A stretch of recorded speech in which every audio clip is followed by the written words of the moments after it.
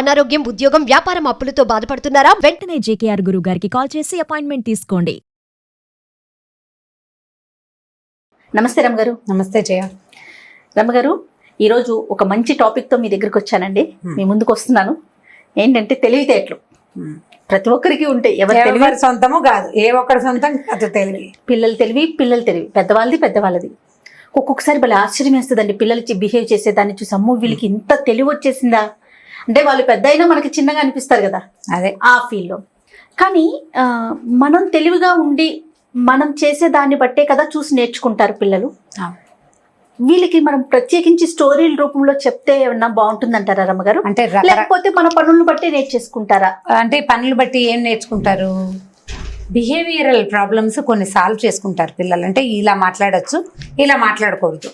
లేదా పిల్లడు ఏదో తొందరపడి ఒక పని చేశాడు అనుకుందాం. తాళ్ళు నాయనమ్మో నమ్మమ్మో ఎవరో ఒకళ్ళు, అబ్బాయి అలా చేయకూడదురా బాబు, చేయకూడదానో పాపకో మనం నచ్చ చెప్తాం, కొంచెం అర్థమయ్యేలా చెప్తాం. పిల్లలు పరిణామ క్రమాలు అంటే పెరుగుతున్న దశలో ఏం చేస్తారంటే మనని అబ్జర్వ్ చేస్తూ ఉంటారు.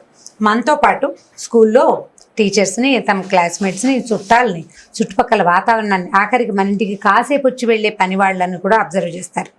మీకు చూడండి, 7-8 ఏళ్ల వయసులో చిట్టి పొట్టి అబద్ధాలు చెప్పేస్తారు. సులువుగా పిల్లలు అబద్ధాలు చెప్పేస్తారు, మసిపూసి మారేడికాయ చేస్తారు. అక్కడ ఒకటి ఉంటే వేరే స్టోరీ అల్లుతారు, కథలు అల్లుతూ ఉంటారు. ఇవన్నీ కూడా వాడి పుర్రెలో పుట్టేవి కొన్ని కాసిన పుడతాయి ప్రతివాడికి. ఎవడి తెలివి వాడిది కదా. మిగిలినవి చుట్టుపక్కల నుంచి గ్రాస్ప్ చేస్తారు. ఇప్పుడు గ్రాస్పింగ్ క్రమంలో వాళ్ళకి తెలుసుకునేవి కొన్ని అయితే, మనం తెలియచేసేవి కూడా కొన్ని ఉండొచ్చు. మనం ఉదాహరణకి అక్బర్ బీర్బల్ కథలు తెలివితేటలవి, తర్వాత తెనాలి రామకృష్ణ కథలు, ఇవన్నీ కూడా ఏ పరిస్థితినైనా తమకు అనుగుణంగా వ్యక్తులు ఎలా తిప్పుకోవచ్చు అనేది నేర్పించే కథలే. ఇప్పుడు ఒక కథ చెప్పి నువ్వు ఇలా చెయ్యాలి అని పిల్లాడికి మనం చెప్పం. అలా చెప్తామా? ఏం చెప్తాం జనరల్గా?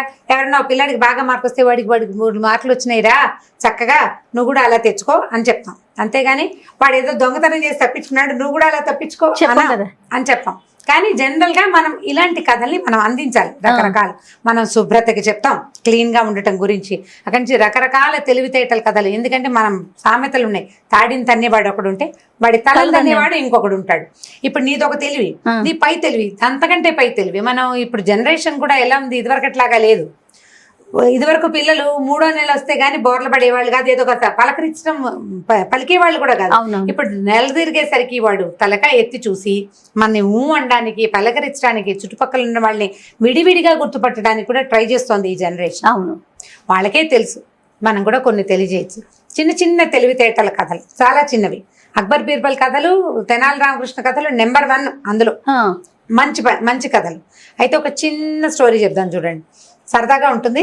అబ్జర్వేషన్ లో భాగం అన్నమాట. మనం మామూలుగా ఇప్పుడు ఎవరింటికో వెళ్ళాం భోజనానికి తీసుకెళ్తాం పిల్లల్ని. మన పిల్లలు కంచం చుట్టూతా మెతుకులు పోస్తూ తింటున్నారు అనుకుందాం, ఇంట్లో తింటారు. పిల్లలకి నేర్పిస్తాం, నీట్ గా తినాలి, చక్కగా టైడీగా ఉండాలి, టేబుల్ మేనర్స్ బాగా మాట్లాడాలి, స్పూన్ పళ్ళకి తగిలించుకోకూడదు, ఫోర్కులు స్పూన్లు కింద పడేయకూడదు. ఇవి నేర్పిస్తాం కదా. ఇట్లా నేర్పించేటప్పుడు వాళ్ళు ఎవరైనా భోజనం చక్కగా నీట్గా చేస్తున్నారు, అంకుల్ చూడు ఎంత నీట్గా తింటున్నారు, నువ్వు కూడా ఇలా చేతికి అంటించుకోవద్దు, అవి చెప్తూ ఉంటాం, నేర్పిస్తాం కదా. ఆ నేర్పించే క్రమం ఎలా వస్తుంది? మనం 2-3 సార్లు చెప్పాక పిల్లలు ఈ థింగ్ని అబ్జర్వ్ చేయాలి అని తెలుసుకుంటారు. ప్రతిదీ అబ్జర్వేషనే కదా. అన్ని పనులు, మనం చిన్న చిన్న పనుల దగ్గర నుంచి పెద్ద పనుల వరకు అబ్జర్వేషన్ తోటే. తర్వాత ఏం చేస్తారు వాళ్ళు? దాన్ని ఇంప్రూవైజ్ చేస్తారు. కొన్ని తెలుసుకుని దాన్ని డెవలప్ చేసుకుంటారు, ఇంప్రూవైజ్ చేస్తారు కూడా. ఈ కథ చూడండి. ఒక ఊళ్ళోనట ఓ బ్రాహ్మణ ఇంట్లో పెద్ద భోజన పంక్తి జరుగుతుంది. వాళ్ళ ఇంట్లో ఏదో పూజ అయింది. పూజ అయితే ఏం చేశారంటే ఆయన ఏంటంటే ఆ గుళ్ళో అర్చకుడు, ఆ ఊళ్ళో ఉన్న దేవాలయంలో అర్చక స్వామి. అయితే ఆయన ఏం చేశారు, ఆ ఊళ్ళో ఉన్న బ్రాహ్మణ్యం అందరినీ భోజనానికి పిలిచారట. భోజనానికి పిలిస్తే వంతుల భారీగా పెట్టారు. ఇది ఎండాకాలం భోజనం. మామూలుగా మనం ఎండాకాలం భోజనాల్లో ఏం చేస్తాము? భోజనాల్లో అరటిపళ్ళు అవి వేస్తాం, ఎండాకాలం అయితే మామిడి పళ్ళు వేస్తాం. మామిడి పళ్ళు భోజనంలో పెడితే గొప్ప కదా, గ్రాండ్గా పెట్టడం. అప్పట్లో ఏమిటి కొనుక్కునే రోజులు కావవి, తోటల్లో పండేవి వచ్చేవి. సరే, బ్రాహ్మణులందరూ చాలా మంది భోజనాలు చేస్తున్నారు. ఒక పంక్తిలో ఓ పేరు శాస్త్రి, అబ్బాయి శాస్త్రి ఇద్దరు పక్క పక్కన కూర్చున్నారు. వీళ్ళిద్దరు ఏంటంటే ఒకళ్ళకంటే ఒకళ్ళు గనులు అనమాట. కబుర్లు, గొప్పలు చెప్పుకోవటం. నేను అక్కడికి వెళ్ళాను, నేను ఇక్కడికి వెళ్ళాను, నేను అదేదో చేశాను, ఆ ఊళ్ళో ఒక యజ్ఞం చేస్తే వాళ్ళు బోల్డ్ అని డబ్బులు ఇచ్చారు, ఇన్ని మామిడి పళ్ళు ఇచ్చారని ఒక ఆయన, మామిడి పళ్ళే ఉంటే వాళ్ళు మామిడి చెట్టే ఇచ్చారు, చెట్టు ఎలా ఇస్తారు, చెట్టు ఇవ్వరు, ఓ చెట్టు చూపించారనమాట, చెట్టే ఇచ్చారని ఆయన, చెట్టు ఏమిటి మాకు ఏకంగా మామిడి తోటే ఇచ్చారని రెండో ఆయన, ఇలా బోల్డ్ అంత జోరుగా కబుర్లు చెప్పుకుంటున్నారు ఒకళ్ళకంటే ఒకళ్ళు.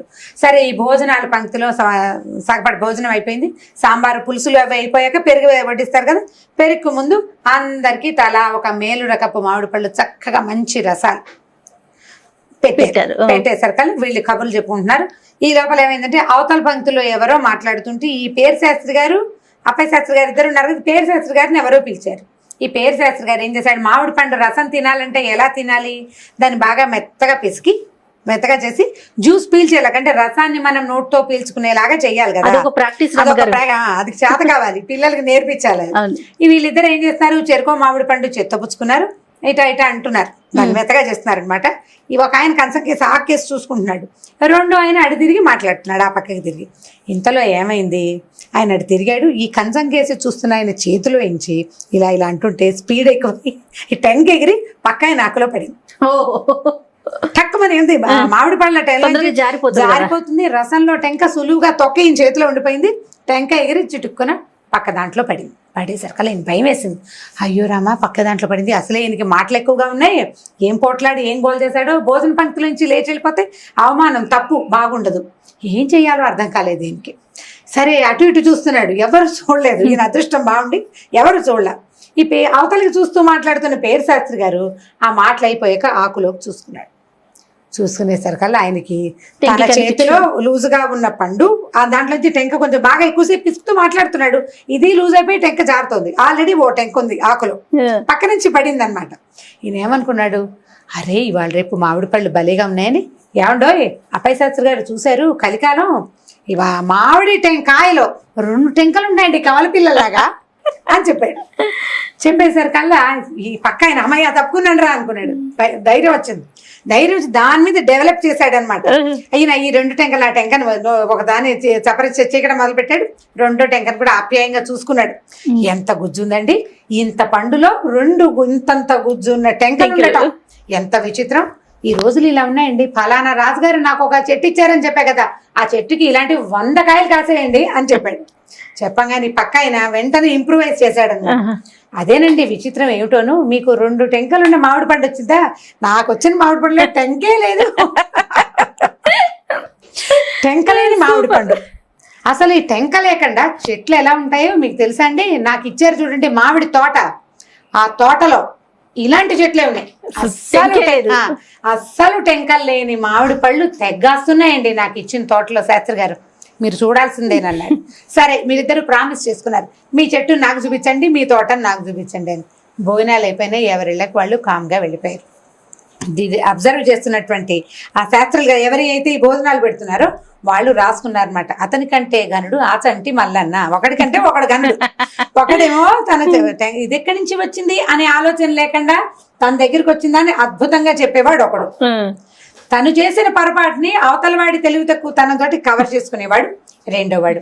తెలివితేటలు బాగున్నాయి కదా, ఒకళ్ళని మించి ఒకళ్ళు. ఇప్పుడు ఏంటంటే మనం ఏదైనా ఒక సందర్భంలో ఇరుక్కుంటే ఆటే అబద్ధాలు ఆడకుండా తేలిగ్గా తప్పుకునే విధానం ఏదైనా ఉంటే దాన్ని పట్టుకుని బయటకు వచ్చేయాలి.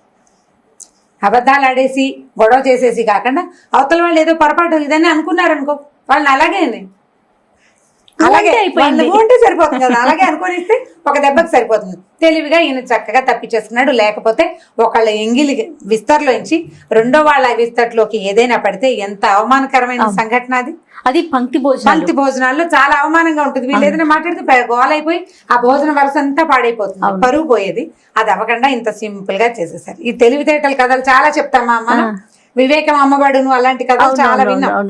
అలాంటి వాటిలో ఈ చిట్టి కథ బాగుందండి, పిల్లలకి చాలా ఫన్నీగా ఉంటుంది, ప్లస్ ఆలోచించే విధంగా కూడా ఉంది కదా, ఆలోచింప చేస్తుంది కథ. అదే ఇప్పుడు నేను బ్రాహ్మల పేరు చెప్పానని మీరు అన్నేదా భావించద్దు. ఈ కథ రాసిన వారు ఏం రాశారో నేను అదే చెప్పాను. తప్పకుండా బ్రాహ్మలే తినాలా మామిడి పండు అని మీరు అడిగితే నా దగ్గర సమాధానం లేదు. నేను అది చదివాను, చదివిన కథ యథాతథంగానే చెప్తున్నాను. చాలా clear గా చెప్తున్నారు. దీనికి కావాలంటే మీకు తోచిన పేరు మీరు పెట్టుకోండి. ఈ కథలే పిల్లలు వినరు, సాధారణంగా తల్లులు వింటారు. అంతే కదా. ఇప్పుడు మేము ఇప్పుడు నేనున్నాను, మీరు చెప్పిన కథే చెప్పను, క్యారెక్టర్స్ నా ఇష్టం వచ్చిన పేర్లు నేను పెట్టుకుంటా. మీకు తోచినట్టుగా మీకు ఇంకొక విషయం తెలుసా రమ్మగారు, క్యారెక్టర్ పేర్లు కూడా మా పాప నాకు చెప్పేస్తుంది, పాపకి ఈ పేరు పెట్టు, బాబుకి ఈ పేరు పెట్టు అంటే అందులో ఉన్న క్యారెక్టర్లు వాళ్ళ ఇష్టం. ఇట్లాగే పిల్లలందరూ కూడా అంతేనండి, చెప్పే విధానం మనం మార్చుకోవాలి. అంటే ఇప్పుడు తల్లులు కూడా అలాగే అనుకుని రమ్మగారు బ్రాహ్మణ పేర్లు చెప్తున్నారు అదే అంటున్నాను, దానికే చెప్తున్నాను. రైటర్ రాసిన దాని ప్రకారం ఒక కథకుడు రాసేది కథ బాగుంది కదా, సరదాగా తెలివిగా ఉంది, పిల్లలకి చెప్పడానికి కథని కథలాగా మాత్రమే చూడండి చాలు. అదే right. Thank you so much రమ్మగారు. ఇంకొక స్టోరీతో మళ్ళీ కలుద్దాం. తప్పండి.